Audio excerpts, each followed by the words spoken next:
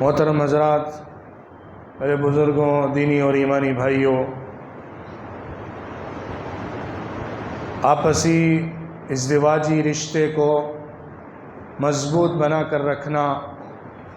اور کامیاب زندگی خاندانی بنانے کی فکر کرنا یہ بڑی مقدس عبادت بھی ہے۔ اسی لیے نبی اکرم صلی اللہ علیہ وسلم نے فرمایا ہے کہ شادی اور نکاح کرنے کے بعد آدمی آدھے دین کو مکمل کر لیتا ہے، اور اسی طرح وہ مستقل اللہ کی عبادت میں زندگی گزارتا ہے، کیونکہ نکاح کے بعد سے جب تک نکاح کا بندھن قائم رہتا ہے اور رشتہ جڑا ہوا رہتا ہے، اس وقت تک نکاح کی جو عبادت ہے وہ لگاتار چلتی رہتی ہے۔ اس لیے اس نکاح کے رشتے کو مضبوط بنانا اور اپنی خاندانی زندگی کو بہتر سے بہتر تر کرنا یہ انسان کے کامیاب ہونے کی نشانی ہے اور ضرورت ہے۔ آج کی گفتگو ان اصول پر ہوگی یا ان پرنسپلز کو لے کر ہوگی جن کی روشنی میں ہم اپنے گھر کو، اپنی شادی شدہ زندگی کو بہتر بنا سکتے ہیں، اور اخلاقی بنیادوں پر جس طرح سے اس رشتے کو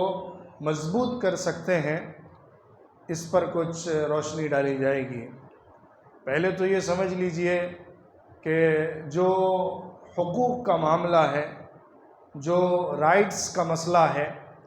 جو بنیادی ذمہ داریاں ہیں، جیسا کہ گزشتہ جمعے میں بات آ چکی ہے، ان ذمہ داریوں کے اندر تو کسی طرح کی کمی بیشی قابل قبول نہیں ہے، اور اس کی بنیاد پر سزا مرتب ہو جاتی ہے یا اللہ کی طرف سے اس سلسلے میں پھر بڑے فیصلوں کا سامنا کرنا پڑتا ہے۔ لیکن ان حقوق کے بعد اس رشتے کو باقی رکھنے، سلامت رکھنے، مضبوط رکھنے اور صحیح انداز میں آگے بڑھانے کے لیے ضروری ہے کہ اس میں اخلاق کا پہلو بہت زیادہ رکھا جائے۔ یہ رشتہ جتنا اخلاق سے زندہ رہتا ہے اتنا کسی اور چیز سے نہیں رہتا ہے۔ اس رشتے کو جتنا اخلاق چاہیے ہے اتنا کوئی اور چیز نہیں فائدہ مند بن کر سامنے آتی ہے۔ اور اخلاق کے اندر اگر بلند مرتبے پر دیکھنا ہو اور اس ازدواجی زندگی کو اخلاق کے ذریعے سے بہتر انداز میں گزارنے کو سمجھنا ہو تو نبی اکرم صلی اللہ علیہ وسلم کی زندگی کو دیکھا جائے کہ انہوں نے کس طرح کا برتاؤ کیا، کیسا رشتہ باندھا، کیسا تعلق قائم کیا، کس طرح سے ذمہ داریوں کو بھی ادا کیا، اور اس کے ساتھ ساتھ اس رشتے کی جو باریکیاں ہیں ان کو بھی سمجھا اور سمجھایا، اور فطری جو تقاضے ہیں ان کا بھی لحاظ رکھا۔ تو حضور صلی اللہ علیہ وسلم کی زندگی کو سامنے رکھ کر اور حضور صلی اللہ علیہ وسلم نے جو شادی شدہ زندگی گزاری ہے اس کی مثالیں لے کر ہم ان اصولوں کو سمجھنے کی کوشش کریں گے جو ایک شادی شدہ زندگی کو کامیاب اور بہتر بناتی ہیں۔ پہلی بات تو یہ ہے کہ حضور صلی اللہ علیہ وسلم نے حضرت خدیجہ رضی اللہ عنہا کے ساتھ جو نکاح فرمایا،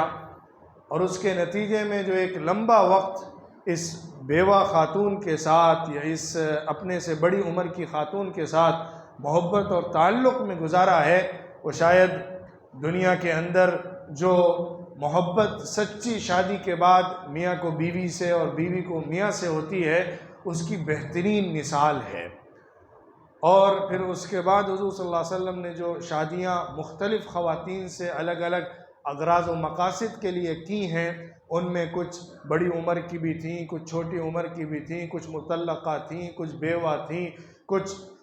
مکے کے خاندان کی تھیں، کچھ اس کے علاوہ دوسرے قبیلوں کی بھی تھیں۔ ان سب کے ساتھ حضور صلی اللہ علیہ وسلم نے جو عدل و انصاف قائم رکھا ہے، جس طرح سے رشتے کو نبھایا ہے، وہ اپنے آپ میں ایک بہترین نمونہ ہے قیامت تک آنے والے انسانوں کے لیے کہ اس رشتے کو کیسے نبھایا جاتا ہے اور اس رشتے کو کیسے چلایا جاتا ہے۔ تو حضور صلی اللہ علیہ وسلم کی جو خاندانی زندگی رہی ہے، جس کی بہت ساری باتیں حضرت عائشہ صدیقہ رضی اللہ عنہ، حضرت ام سلمہ رضی اللہ عنہ، حضرت صفیہ رضی اللہ عنہ، حضرت صفیہ رضی اللہ عنہ خاص طور پر ان کے ذریعے سے باتیں سامنے آئی ہیں، اور بہت ساری حدیثیں ان کی حضور صلی اللہ علیہ وسلم کی خانگی زندگی، حضور صلی اللہ علیہ وسلم کی گھریلو زندگی، حضور صلی اللہ علیہ وسلم کے بیویوں سے تعلقات، حضور کے گھر کے اندر کے معمولات کے بارے میں جو ملتی ہیں وہ بہت رہنما اصول کا کام کرتی ہیں، ہمیں اسلامی مزاج کو جو وہ ایک گھر کو بنانے کے لیے دیتا ہے سمجھنے کے لیے۔ سب سے پہلا اصول یا سب سے پہلی بات جو اس ازدواجی رشتے کو بہتر بنانے کے لیے ضروری ہے وہ اعتماد کا رشتہ ہے۔ اس رشتے کو جتنا اعتماد کا رشتہ بنایا جائے گا، ٹرسٹ کا رشتہ بنایا جائے گا، بھروسے کا رشتہ بنایا جائے گا، اتنا ہی اس رشتے کے اندر مضبوطی قائم رہے گی، کیونکہ جب بھی شک اور شبہ پیدا ہو جاتا ہے تو پھر کسی رشتے کی خوبصورتی باقی نہیں رہتی ہے۔ جہاں پر بدگمانیاں پیدا ہو جاتی ہیں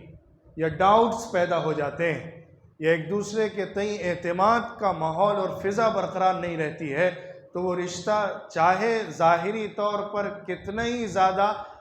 مضبوط اسباب سے جڑا ہوا ہو،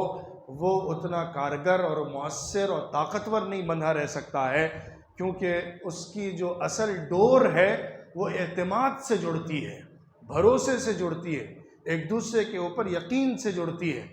ایک دوسرے کے بارے میں اگر شک و شبہ پیدا ہو گیا ہے، ایک دوسرے کے بارے میں اگر کچھ خلجان اور دل میں کچھ پھانسیں چبھی ہوئی ہیں اور دوسرے کے بارے میں کچھ غلط خیالات یا بدگمانیاں پیدا ہو رہی ہیں، تو یہ سب سے زیادہ مہلک اور رشتے کو برے انجام تک لے جانے والا ذریعہ بنتا ہے۔ اسی لیے جو ایک بات حدیث میں آتی ہے کہ شیطان سب سے زیادہ جس بات سے خوش ہوتا ہے وہ میاں اور بیوی کے درمیان جدائیگی یا تفریق کرا کر ہوتا ہے، اور وہ جو جدائیگی کراتا ہے، میاں اور بیوی کے درمیان جو تفریق کراتا ہے، وہ اسی شک اور شبہ کے بیچ ڈال کر کراتا ہے، ایک دوسرے کے دلوں میں کھچاؤ پیدا کر دیتا ہے، ایک دوسرے کے لیے محبت اور رحمت کا جذبہ جو اللہ نے باندھا ہے، جس سے نکاح کے رشتے کو شروع کیا جاتا ہے، اس میں ایسے شک اور شبہ کے بیچ ڈال دیتا ہے کہ پھر یہ رشتہ مضبوط بنیادوں پر ایک دوسرے کے ساتھ بندھا نہیں رہتا ہے۔ اس لیے جو بھی شک اور شبہ یا کسی طرح کا کوئی ڈاؤٹ یا کوئی بات آپس میں پیدا ہو تو ہمیشہ اس کو کلیئر کرنا چاہیے، ہمیشہ اس کو ختم کرنا چاہیے، ہمیشہ اوپن ریلیشن شپ قائم رکھنا چاہیے، کھلی فضا میں ایک دوسرے کے ساتھ چیزوں کو بانٹنا چاہیے اور سمجھنا چاہیے۔ یہ پہلی بنیاد اور پہلا اصول ہے۔ اس کے بعد کا جو درجہ ہے، میں سمجھتا ہوں جو اصول کے اندر دوسرے درجے کا اصول ہے، وہ آپس میں ایک دوسرے کو سمجھ کر، ایک دوسرے کے مقام و مرتبے کو جان کر اس کا تعاون کرنا ہے۔ یاد رکھیے اللہ نے جو پیئرس بنائے ہیں، جو دو زوجین کہلاتے ہیں، ایک زوج ایک زوجہ، ایک میاں اور ایک بیوی، یہ دونوں ایک دوسرے کو مکمل کرنے کے لیے ہیں۔ ہر دنیا کی چیز اللہ نے پیئرس بنائی ہے۔ وَمِن كُلِّ شَيْءٍ خَلَقْنَا زَوْجَيْنِ، اللہ نے کہا ہر چیز کو ہم نے پیئرس میں رکھا ہے، دن ہے تو رات ہے، آسمان ہے تو زمین ہے، سورج ہے تو چاند ہے، دنیا ہے تو آخرت ہے، جنت ہے تو جہنم ہے، خیر ہے تو شر ہے۔ ہر چیز کا اپوزٹ یا ہر چیز کا پیئرس جو ایک دوسرے کے ساتھ جڑ کر ایک چیز کو ایک پرفیکٹ اور کمپلیٹ شکل دیتا ہے، وہ موجود ہے۔ یہی معاملہ میاں اور بیوی کا ہے۔ میاں بیوی کی ضرورت رکھتا ہے، بیوی میاں کی ضرورت رکھتی ہے، ایک دوسرے کی ضرورت بھی رکھتے ہیں اور ایک دوسرے کو مکمل بھی کرتے ہیں۔ اس لیے اگر یہ کہا جائے تو بہت بہتر ہوگا کہ یہ جو شادی کا رشتہ ہے یہ ایک دوسرے کی ضرورت اور ایک دوسرے کو مکمل کرنے کا رشتہ ہے۔ اس کے بغیر نہ ضرورت پوری ہو سکتی ہے اور نہ ایک دوسرے کو دنیا کے اندر مکمل کیا جا سکتا ہے۔ اللہ کی ذات اکیلی وہ ذات ہے جس کا کوئی پیئر نہیں ہے، جس کے مقابل میں کوئی ایسی چیز نہیں ہے جس کے ساتھ جڑ کر اس کو مکمل کیا جائے۔ اللہ کے نہ بیوی ہے، نہ بچے ہیں، نہ اللہ کے مقابلے میں کوئی اور معبود کسی اور حیثیت سے کوئی قدرت رکھتا ہے۔ اللہ اپنی ذات میں تنہا بغیر کسی پیئر اور بغیر کسی دوسرے مقابل کے ہے۔ باقی دنیا کی ہر چیز ایک دوسرے کے ساتھ جڑ کر ہی مکمل ہوتی ہے، اپنی ذات میں وہ مکمل نہیں ہے۔ اسی طرح میاں بیوی بھی ایک دوسرے کے ساتھ جڑ کر مکمل ہوتے ہیں۔ اس پوائنٹ کو سمجھنے کے بعد جو اصول میں پیش کر رہا ہوں، جو پرنسپل میں بتا رہا ہوں، وہ باہمی تعاون کا ہے، آپس میں ایک دوسرے کی ہیلپ کا ہے، ایک دوسرے کو سمجھنے کے ساتھ ساتھ، میوچول انڈرسٹینڈنگ کے ساتھ ساتھ ایک دوسرے کی مدد کرنا، ایک دوسرے کا تعاون کرنا۔ ظاہر ہے زندگی میں دونوں کے میدان الگ الگ ہوتے ہیں، دونوں کے کام بٹے ہوئے ہوتے ہیں۔ شوہر کے کچھ کام ہوتے ہیں جو حقوق کی حیثیت سے اس کے ذمے میں ہیں، بیوی کے اوپر کچھ ذمہ داریاں ہیں جو شرعی طور پر اس کے اوپر ڈالی گئی ہیں، لیکن اس رشتے کو خوبصورت بنانے کے لیے ایک دوسرے کے ساتھ تعاون قائم ہونا چاہیے، ایک دوسرے کے حقوق اور ذمہ داریوں میں باہمی اشتراک ہونا چاہیے، ہیلپنگ نیچر ہونا چاہیے، ایک دوسرے کے لیے کھڑے ہونے کا خیال ہونا چاہیے۔ اس کے لیے حضور صلی اللہ علیہ وسلم کی زندگی سے جو مثال ہمارے سامنے آتی ہے، اس سے بہتر مثال شاید کسی اور کی زندگی سے پیش کرنا مشکل ہوگا۔ حضور صلی اللہ علیہ وسلم کا معمول کیسا تھا؟ حدیث میں آتا ہے، کئی حدیثوں میں ذکر ہے، حضور صلی اللہ علیہ وسلم کی بیویوں نے سنایا ہے کہ حضور صلی اللہ علیہ وسلم گھر میں آنے کے بعد کیسے ہوتے تھے، حضور کے معمولات کیا ہوتے تھے، حضور کی زندگی کیسی رہتی تھی۔ گھر کے باہر حضور صلی اللہ علیہ وسلم دعوت میں، تربیت میں، لوگوں کی اصلاح میں، جنگوں اور جہاد میں، اور مسائل کو حل کرنے میں، اور دوسرے عالمی اور بین الاقوامی اور مدنی مسائل کو سلجھانے میں گزارتے تھے، دعوت و تبلیغ میں گزارتے تھے، تزکیہ اور احسان میں گزارتے تھے، تذکیر میں گزارتے تھے، قرآن کی نشر و اشاعت میں گزارتے تھے۔ اس کے ساتھ ساتھ جب گھر پر آتے تھے تو حضور صلی اللہ علیہ وسلم کی زندگی کا معمول کیا ہوا کرتا تھا؟ حضور صلی اللہ علیہ وسلم نے اپنی بیویوں میں دن بانٹے ہوئے تھے، ہر دن ایک بیوی کے ساتھ گزارتے تھے جو رات گزارنی ہوتی تھی۔ باقی عصر کے بعد حضور صلی اللہ علیہ وسلم تمام بیویوں کے پاس جا کر ایک راؤنڈ لگاتے تھے، کچھ دیر بیٹھ کر، یا ایک گھر میں سب جمع ہو جاتی تھی، حضور صلی اللہ علیہ وسلم ان سے بیٹھ کر کچھ باتیں گھریلو اور آپسی کیا کرتے تھے، محبت کی۔ یہ عصر کے بعد سے ایک وقت حضور صلی اللہ علیہ وسلم کا معمول کا گزرتا تھا کہ اپنی بیویوں کے ساتھ بیٹھ کر کچھ گپ شپ کیا کرتے تھے۔ اس کے بعد فجر کا جب وقت ہوتا تھا، فجر کے بعد حضور صلی اللہ علیہ وسلم مسجد میں اشراق تک بیٹھتے، نماز پڑھتے، پھر اس کے بعد صحابہ آ جاتے، حضور صلی اللہ علیہ وسلم سے باتیں کیا کرتے، مجلس لگ جاتی، صحابہ الگ الگ چیزوں کا تذکرہ کرتے، کسی نے کچھ خواب دیکھا ہے تو وہ آ کر خواب بیان کرتا، حضور صلی اللہ علیہ وسلم اس کی تعبیر سنایا کرتے تھے، کسی کا کوئی مسئلہ ہوتا تھا اس کے بارے میں حضور صلی اللہ علیہ وسلم اس کو حکم بتاتے تھے۔ اسی طرح بیٹھ کر کبھی مجلس ہوتی تھی، جاہلیت کے دور کی باتیں یاد کی جاتی تھیں، اس زمانے میں کیا ہوتا تھا، اور اس میں صحابہ ہنسا کرتے تھے، حضور صلی اللہ علیہ وسلم بھی مسکراتے اور دانت ظاہر ہو جاتے جب جاہلی دور کا تذکرہ ہوتا، اس وقت کی جو زندگی تھی اس میں ہم کیا کیا کرتے تھے، کیسی مجلسیں ہوتی تھی، کیا کیا ہوتا تھا۔ اور کبھی کبھی شعر اور شاعری کی مجلس بھی ہوتی تھی، اشعار سنائے جاتے تھے، قصے سنائے جاتے تھے۔ یہ مجلس حضور صلی اللہ علیہ وسلم کی چاشت کے وقت تک گزرتی تھی، اور چاشت کے وقت حضور صلی اللہ علیہ وسلم نماز پڑھ کے پھر اپنے گھر تشریف لایا کرتے تھے۔ اب یہ جو ظہر تک کا وقت ہے وہ گھر پہ گزرتا تھا، اور گھر پہ گزرنے میں حضور صلی اللہ علیہ وسلم کا معمول کیا تھا وہ سمجھیے۔ پہلے حضور صلی اللہ علیہ وسلم گھر کی ضرورت کو دیکھتے تھے، گھر پہ کچھ سودا سلف لانا ہے، گھر پہ کچھ کھانے پینے کا انتظام کرنا ہے، اس کے لیے بازار جانا ہو، بازار سے سامان خریدنا ہو، خود جا کر سامان خرید کر لاتے تھے۔ گھر کے اندر آٹا پسوانا ہو تو لے جا کر آٹا پسوا لیا کرتے تھے، اور کچھ سامان جو گھر کے خرچوں کے لیے ضروری ہوتا ہے یا گھر کے کھانے کے لیے ضروری ہوتا ہے، اگر مہیا ہوتا تو اس کا انتظام کر کے گھر میں پہنچا دیا کرتے تھے۔ پھر اس کے بعد گھر کے کاموں میں بیوی کا ہاتھ بٹاتے تھے، اس کے ساتھ لگ جاتے تھے۔ گھر کے جو کام کاج ہوتے ہیں، جو روزمرہ کے معمولات ہوتے ہیں، اس کے اندر اس کا تعاون کیا کرتے تھے، اور اپنے کام جو ضرورت کے ہوتے ہیں وہ بیوی پر نہیں ڈالا کرتے تھے۔ اگر اپنے کپڑے سینا ہے تو خود سے سی لیا کرتے تھے، کپڑا کہیں سے پھٹ گیا ہے تو اس میں پیون لگانا ہے تو سوئی اور دھاگا لے کر خود سے اس کو بن لیا کرتے تھے، خود سے اس کو سل لیا کرتے تھے۔ اگر چپل کا تسمہ ٹوٹ گیا ہے خود سے اس کو باندھ لیا کرتے تھے، اور صفائی کرنا ہے اس کے اندر بھی حصہ بٹا لیا کرتے تھے۔ جو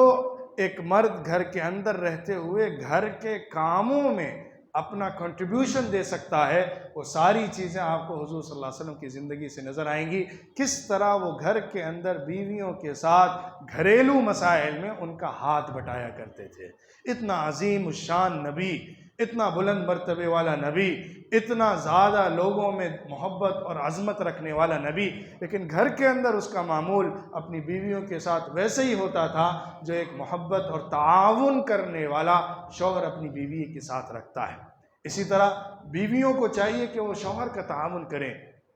شوہر کے جو کچھ انکم ہے، جو کچھ اس کا مال ہے، اس کی حفاظت کرنا، اس کی نگرانی کرنا،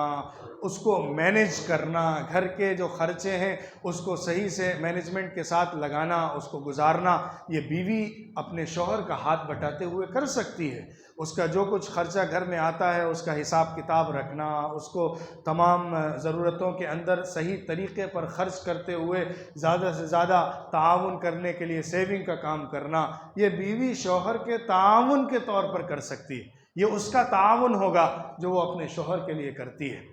یہ اچھی بیویاں جو ہوتی ہیں وہ کرتی ہیں، اور حضور صلی اللہ علیہ وسلم کی بیویوں بھی کبھی یہ معمول تھا کہ اگر گھر میں کھانے کو نہیں ہے تو فاقے کے ساتھ زندگی گزار لیتے تھے، بسر کر لیتے تھے، کوئی شکایت اور شکوہ نہیں کرتی تھی۔ ہاں، ایک زمانے میں شکایت ہوئی تھی جس پر حضور اکرم صلی اللہ علیہ وسلم نے سختی کے ساتھ رویہ بھی اپنایا تھا، جس سے ایک اور اصول بھی سمجھ میں آتا ہے کہ ہم آپس میں ایک دوسرے کے ساتھ محبت، ہمدردی اور تعاون کرنے میں جو کچھ ممکن طریقہ ہو اپنائیں، لیکن اگر کوئی ناجائز کی بات آ جائے گی تو اس میں ایک دوسرے کا تعاون نہیں کرنا ہے، اس میں دوسرے کو روکنا ہے، دوسرے کو سمجھانا ہے اور ناراضگی کا اظہار بھی کرنا ہے۔ حضور صلی اللہ علیہ وسلم نے ناراضگی کا اظہار بھی کیا ہے، خفگی کا اظہار بھی کیا ہے، کیونکہ جب رشتہ ہوتا ہے تو اس کے اندر ظاہر ہے مزاج میں فرق بھی ہوتا ہے، اور ہر دن ہر ایک جیسا نہیں ہوا کرتا ہے، اور سارے حالات یکساں نہیں رہتے ہیں۔ کبھی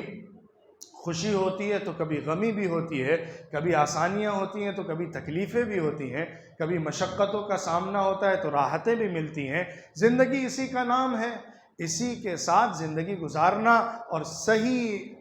ماڈریشن کے ساتھ درمیانی راستے کے پر رہتے ہوئے اعتدال کے ساتھ اپنی زندگی کو بسر کرنا، یہ کامیابی کی ضمانت ہے، کامیابی کا اصول ہے۔ تو اسی طرح جو رشتہ ہوتا ہے اس میں باہمی تعاون اور باہمی ایک دوسرے کی مدد کا تعلق رہنا چاہیے، کہ دوسرے کے ایسا نہیں کہ حقوق طے ہیں کہ وہ شوہر کی خدمت کر کے دے، شوہر کی ضرورتوں کو پورا کر کے دے تو پورا کا پورا اس کے اوپر ڈال دیا اور اس سے صرف مطالبہ کیا، اور دوسری طرف بیوی یہ سوچے کہ شوہر کے ذمے پورا کام کاج گھر کا سنبھالنے کا ہے، مینجمنٹ کا ہے اور گھر کے خرچوں کا ہے، تو ہم اس کو اس کے حال پر چھوڑ دیں اور اس کے کسی حیثیت سے سہارا اور مدد نہ بنے، یہ بھی غلط ہے۔ دونوں ایک دوسرے کی ذمہ داریوں کے اندر ہیلپنگ نیچر کے ساتھ ہاتھ بٹائیں، اس سے اس رشتے کو بڑی مضبوطی اور طاقت ملتی ہے۔ تیسرا اصول یہ ہے کہ ایک دوسرے کی تعریف کیا جائے، اپریسیشن ہو اور محبت کا ایکسپریشن ہو۔ محبت اظہار مانگتی ہے، محبت صرف چھپانے کی چیز نہیں ہے، اس کے لیے اظہار بھی ضروری ہوتا ہے۔ ایک دوسرے کے ساتھ محبت کا اظہار بھی ہونا چاہیے، ایک دوسرے کے ساتھ تعلق کو واضح بھی کرنا چاہیے۔ حضرت عائشہ صدیقہ رضی اللہ عنہا بھی حضور صلی اللہ علیہ وسلم سے اپنی سچی محبت کا اظہار کرتی تھی، اور حضور صلی اللہ علیہ وسلم بھی اپنی محبت کا اظہار کرتے تھے۔ حضرت عائشہ سے فرمایا کہ تم میری ساری بیویوں میں سب سے مجھے چہیتی اور پسندیدہ اور محبوب ہو، مجھے سب سے زیادہ تم پسند ہو۔ یہ محبت کا اظہار ہے، لیکن حضور صلی اللہ علیہ وسلم جب معاملہ کرتے تھے تو سب کے ساتھ برابر کرتے تھے، انصاف اور عدل سب کے ساتھ یکساں ہوتا تھا۔ ہاں، دل کا جو معاملہ ہے اس کے اندر انسان کا کوئی قابو نہیں چلتا ہے، اس لیے اس کے اندر فرق ہو سکتا ہے اور وہ طبعی فرق ہے، اس میں کوئی حرج نہیں ہے۔ حضور صلی اللہ علیہ وسلم نے اس کا اظہار کیا۔ حضرت خدیجہ رضی اللہ عنہا سے حضور صلی اللہ علیہ وسلم کی محبت اتنی زیادہ تھی کہ حضور فرماتے تھے کہ اس سے زیادہ مجھے کسی سے محبت نہیں ہوئی۔ حضرت عائشہ صدیقہ رضی اللہ عنہا نے پوچھا، اے اللہ کے رسول، میں آپ کی زندہ اور مری ہوئی تمام بیویوں میں سب سے محبوب ہوں کہ نہیں؟ حضور نے فرمایا کہ جو زندہ ہیں ان کے اندر بہت محبوب ہو. ان کو فکر یہ رہتی تھی کہ حضور کے دل میں ابھی خدیجہ کی جگہ موجود ہے، میں وہ جگہ کیوں نہیں لے پاتی ہوں، اس لیے وہ سوال کیا کرتی تھی. حضور صلی اللہ علیہ وسلم اس محبت کے اظہار ہی کے لیے تو حضرت خدیجہ کی دوستوں، سہیلیوں اور رشتہ داروں کے ساتھ مدینے میں جانے کے بعد بھی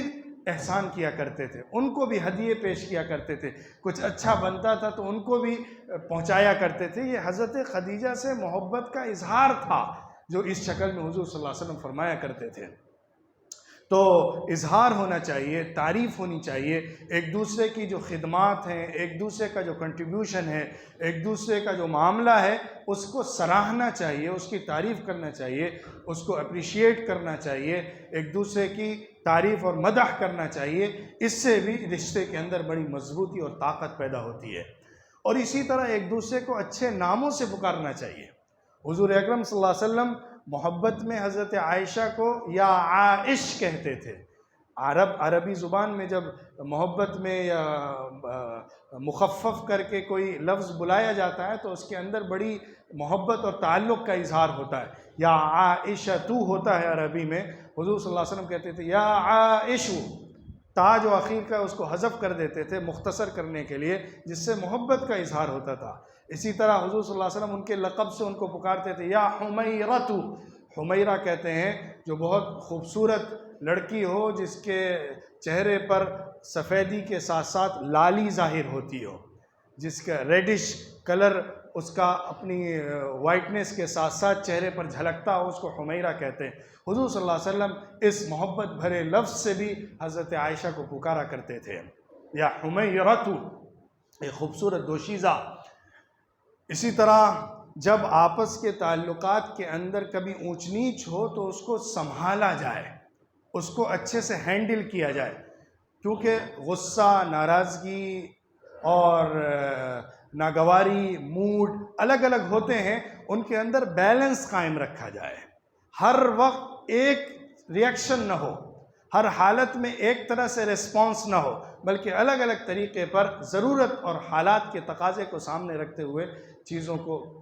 سنبھالا جائے. حضرت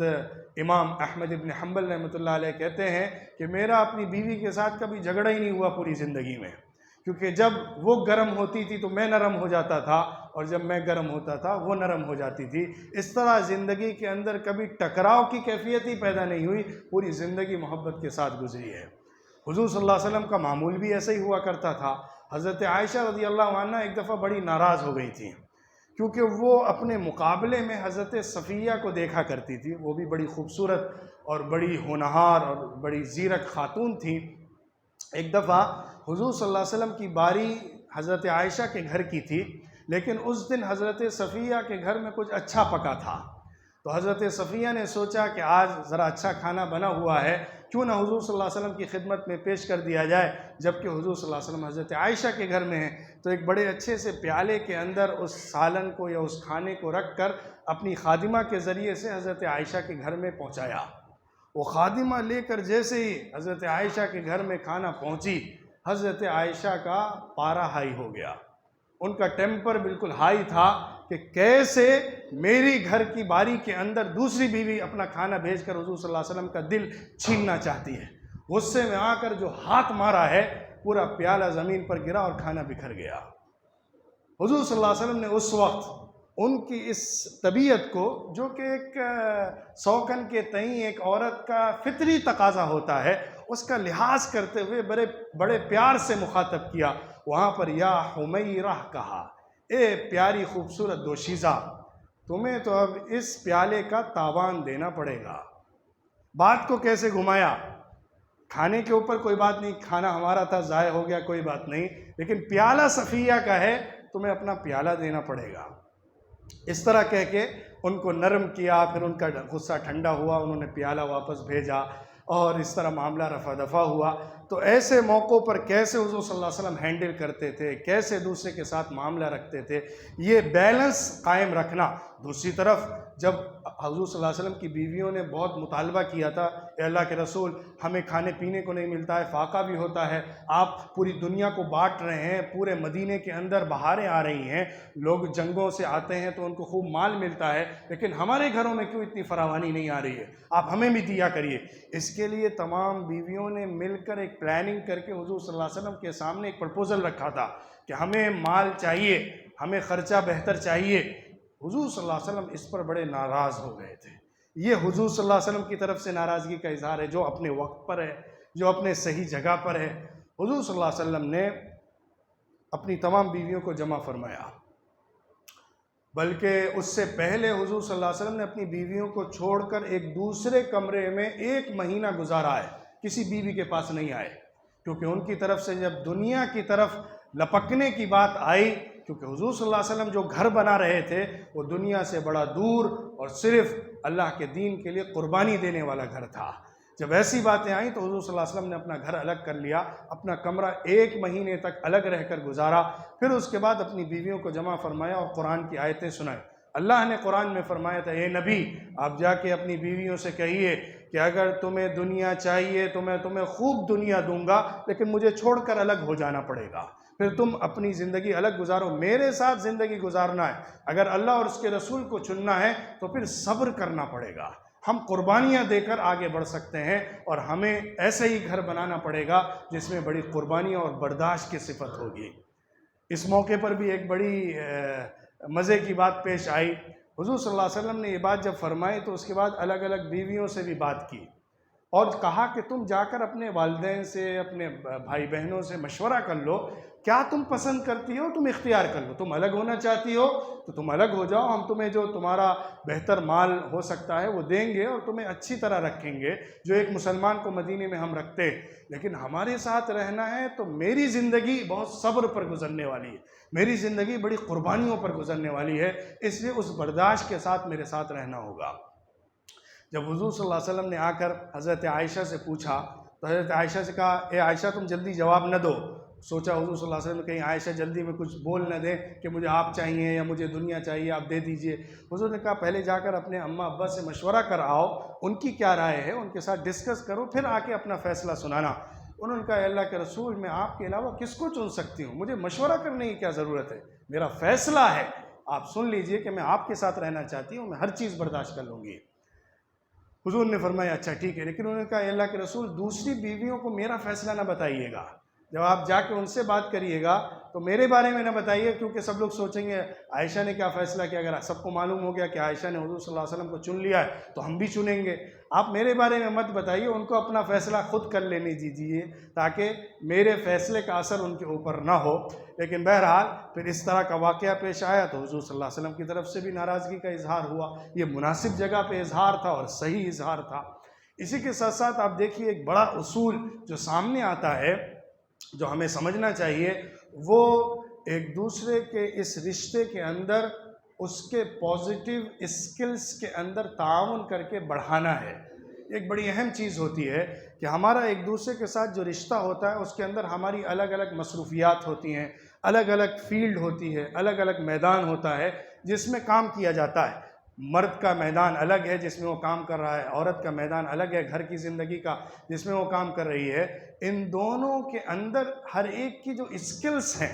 اس کو بڑھانے میں تعاون دینا چاہیے۔ ہو سکتا ہے ایک عورت بہت زیادہ علم والی نہ ہو،